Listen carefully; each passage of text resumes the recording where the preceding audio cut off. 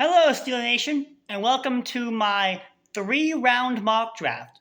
Why 3 rounds? Well, simply because the Steelers have 4 picks in the first 3 rounds, and they're the only 4 picks we need, as we really have only 4 major needs, and that's it.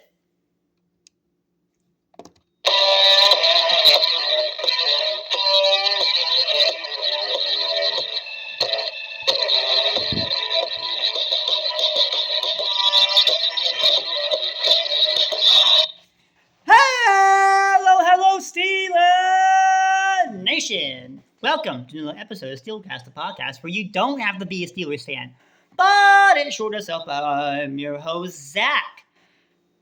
Let's just jump into it. Attack with the Steelers 3-round mock draft from yours truly. Let's just go ahead and jump right on into it. So, with the first round pick, 20th overall, you could either go offensive tackle or center.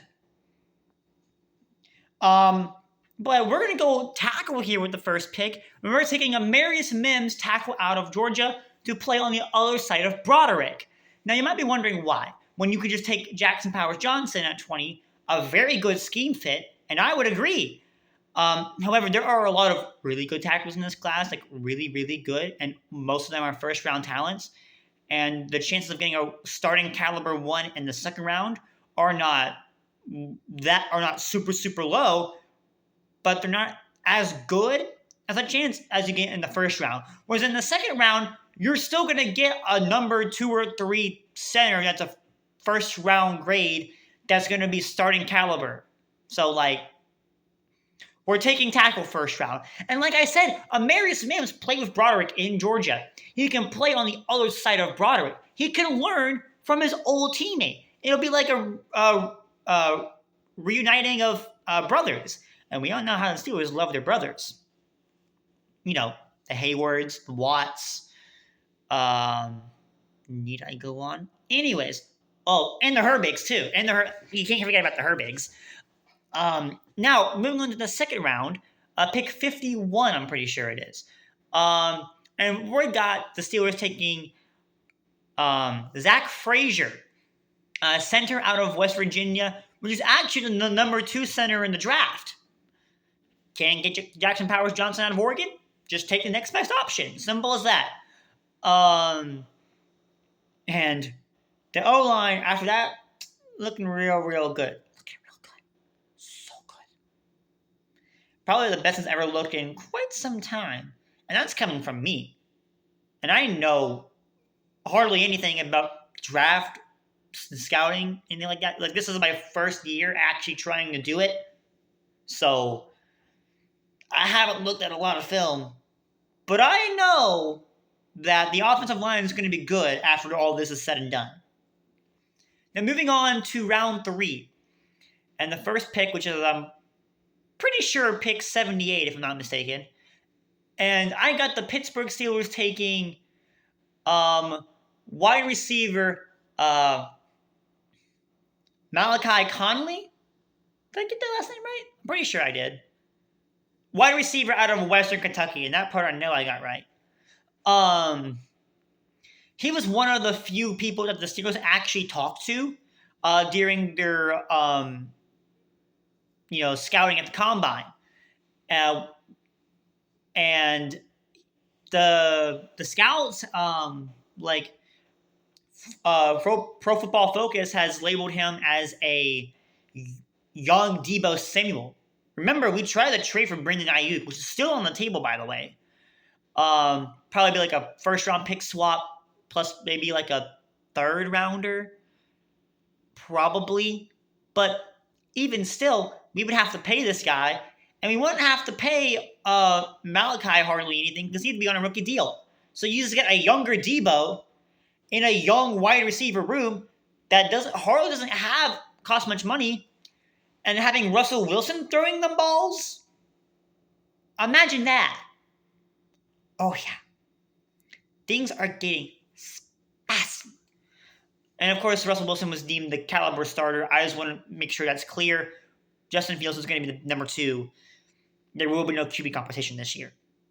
unless Russell Wilson done goofs, but I got a good feeling it's not going to happen. Then you have the other third round pick at 98 overall. I got the Steelers taking defensive back Jarrian Jones out of Florida State, also one of the few people the Steelers talked to at the Combine.